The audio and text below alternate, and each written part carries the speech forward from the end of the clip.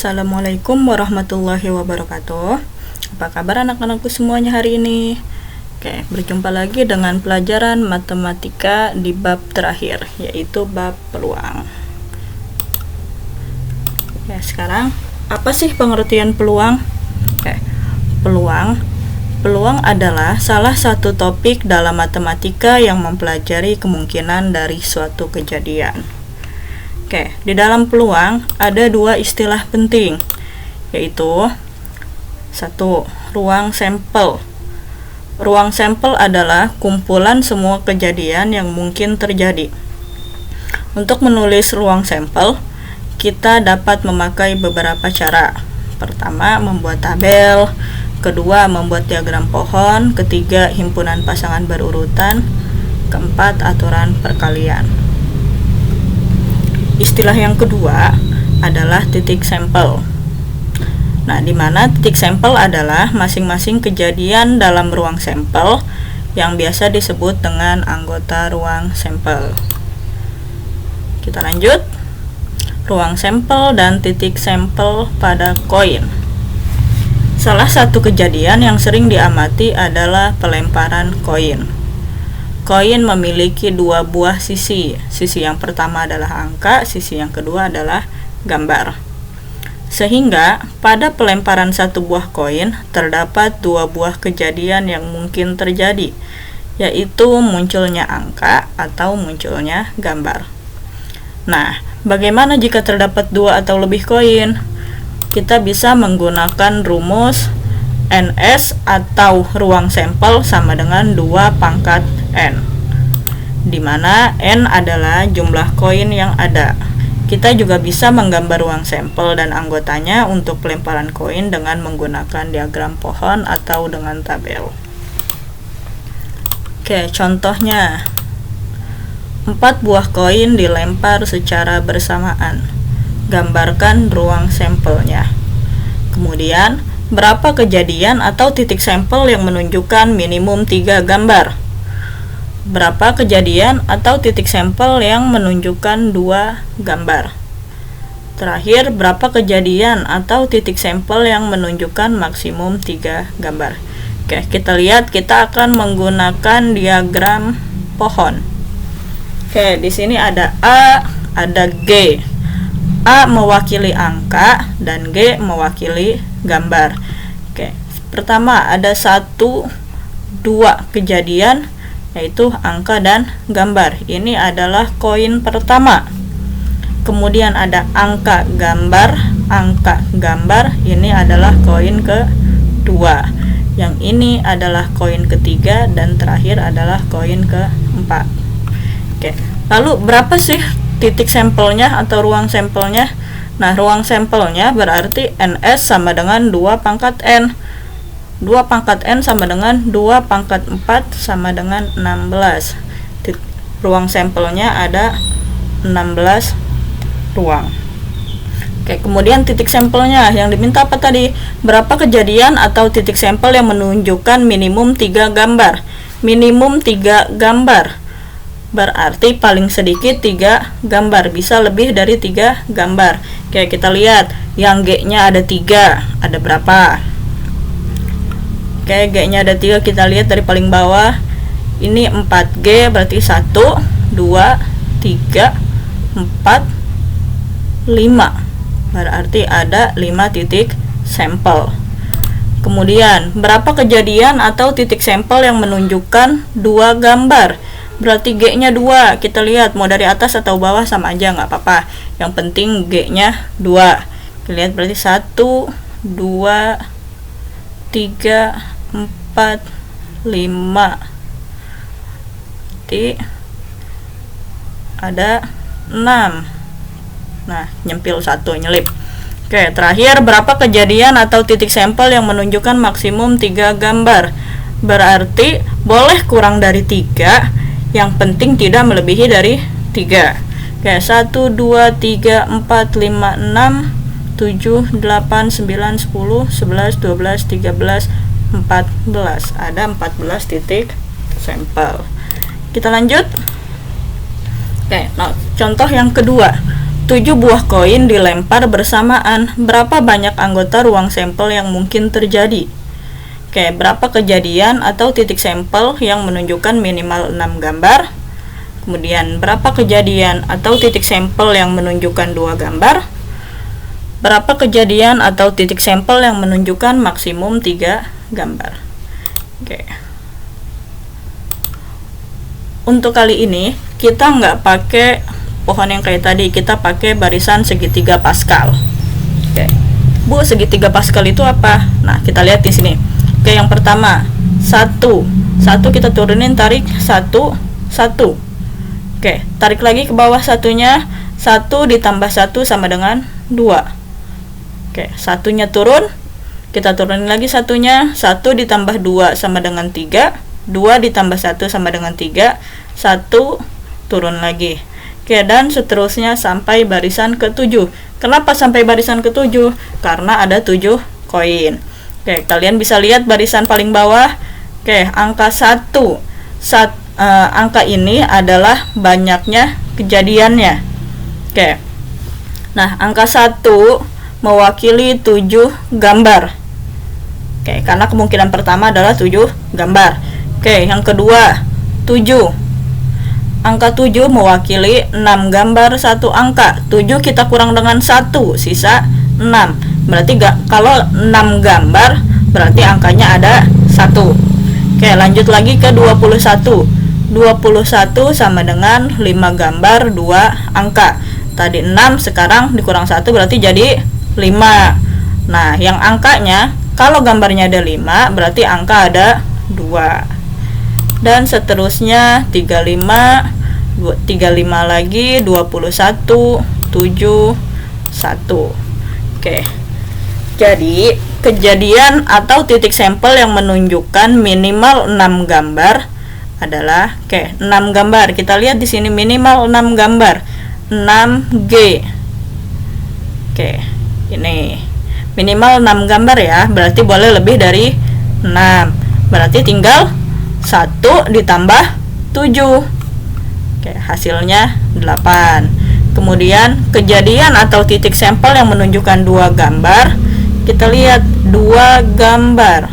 Nah, berarti ada di sini. Titik sampelnya adalah 21. Kejadian atau titik sampel yang menunjukkan maksimum 3 gambar. Maksimum 3 gambar. Berarti boleh kurang dari 3. Maksimum 3 gambar berarti di sini dong letaknya. Ada di angka 35. Kita tulis 35. Kemudian yang 2 gambar ada 21. Nah, yang 1 gambar ada 7 kemungkinan. Berarti 35 ditambah 21 ditambah 7 sama dengan 63. Oke, catatan situ udah ya. Tadi udah dibahas. A sama dengan angka, G sama dengan gambar. Kita lanjut ruang sampel dan titik sampel dadu. Oke, kejadian yang sering diamati juga pada pelemparan dadu. Oke, dadu memiliki 6 sisi. Dadu berarti angka 1 sampai 6. Sehingga pada pelemparan satu buah dadu terdapat 6 buah kejadian yang mungkin terjadi, yaitu munculnya angka 1 sampai angka 6. Nah, kalau dadunya lebih dari 1 atau lebih dari 2 bagaimana, Bu? Kita bisa menggunakan rumus NS atau ruang sampel sama dengan 6 pangkat N. Kok beda sama yang tadi? Kenapa 6? Karena dadu sisinya ada 6 gitu. Nah, di mana N adalah jumlah dadu yang ada. Kita juga bisa menggambar ruang sampel dan anggotanya untuk pelemparan dadu dengan menggunakan diagram pohon atau dengan tabel. Oke, kita lanjut ke contoh. 2 buah dadu dilempar bersamaan. Berapa banyak anggota ruang sampel yang mungkin terjadi? Berapa kejadian atau titik sampel yang menunjukkan salah satu angka bernilai 6? Berapa kejadian atau titik sampel yang menunjukkan jumlah angka kurang dari 5? Kita lanjut. Nah, kita lihat dulu NS-nya. Kita lanjut, kita cari dulu NS-nya tadi, atau ruang sampelnya, berarti 6 pangkat N. Berarti 6 pangkat 2. 6 pangkat 2 sama dengan 36. Nah, berapa kejadian atau titik sampel yang menunjukkan salah satu angka bernilai 6? Berapa kejadian atau titik sampel yang menunjukkan jumlah angka kurang dari 5? Kita lihat di sini. Ada dadu pertama, ada dadu kedua. Kalian boleh simpan di mana aja, menulis di sini dadu kedua, ini dadu pertama, boleh. Lihat di sini angka 1 sampai 6, 1 sampai 6. Ini 1,1, 1,2, 1,3, 1,4 dan seterusnya. Nah, kita lihat ke sini. Menunjukkan salah satu angka bernilai 6. Salah satu angka bernilai 6. Berarti kita lihat yang ada angka 6-nya. Lihat sini paling bawah dengan paling kanan. 1, 2, 3, 4, 5, 6, 7, 8, 9, 10, 11. Oke, berarti ada 11 titik sampel. Yang kedua, berapa kejadian titik sampel yang menunjukkan jumlah angka kurang dari 5? Jumlahnya kurang dari 5. Kalau yang namanya jumlah, berarti ditambah. Oke, 1 ditambah 1, 1 ditambah 2. Berarti kita lihat yang kurang dari 5. 1 ditambah 1 ini 1, 2, 3, 4, 5, 6. Berarti ada 6 titik sampel. Oke, kita lanjut.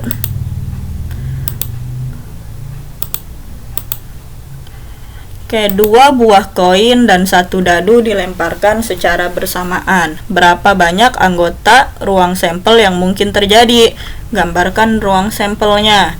Nah, yang pertama ini dadu, yang ini 2 uang logam. Boleh kalian balik. Nah, 1 dadu berarti 1 sampai 6. 2 uang logam. Berarti ada 4 kejadian kan? Angka-angka, angka gambar, gambar angka dengan gambar-gambar. Oke, di sini angka-angka dikali dengan 1 atau angka-angka AA1, AA2, AA3, AA4 dan seterusnya, AG1, AG2 dan seterusnya, GA1, GA2 dan seterusnya. Nah, ruang sampel 2 koin berarti NS sama dengan 2 pangkat N. 2 pangkat N ini berapa? Karena ada 2 koin berarti 2 pangkat 2. 2 pangkat 2 ini 4. Oke, untuk dadunya, ruang sampel 1 dadu berarti NS sama dengan 6 pangkat N. 6 pangkat 1 sama dengan 6. Yang ditanyakan total ruang sampelnya. Total ruang sampelnya ada berapa? Berarti tinggal 4 dikali dengan 6. 4 kali 6, 24. Oke, kita lanjut. Aturan perkalian biasa digunakan untuk mencari jumlah anggota ruang sampel satu peristiwa yang berkaitan dengan cara mengambil jalur dan cara menyusun beberapa bilangan. Seperti apa, Bu? Kita lihat contohnya lagi. Nah, gambar di bawah ini menunjukkan lintasan dari titik A ke titik C melalui titik B. Berapa banyak kemungkinan lintasan dari titik A ke titik C dan kembali ke titik A dengan syarat. Yang pertama, lintasan yang sama boleh dilalui 2 kali. Artinya kita bisa bolak-balik. Kalau tadi kita pergi dari A ke C melalui B, kita bisa balik lagi lewat titik itu. Oke, yang kedua, lintasan yang sama tidak boleh dilalui 2 kali. Oke, kita lihat ini lintasannya. Titik A, titik B, titik C. Lintasan dari A ke B ada 5 lintasan. Dari B ke C ada 3 lintasan. Oke, kita lihat selanjutnya. Nah, untuk menjawab soal yang pertama, lintasan yang sama boleh dilalui 2 kali. Oke, dari titik A ke B tadi ada 5 cara. Dari B ke C ada 3 cara. Nah, dari C ke B berarti juga ada 3 cara. Kenapa sama-sama 3? Karena boleh dilalui 2 kali.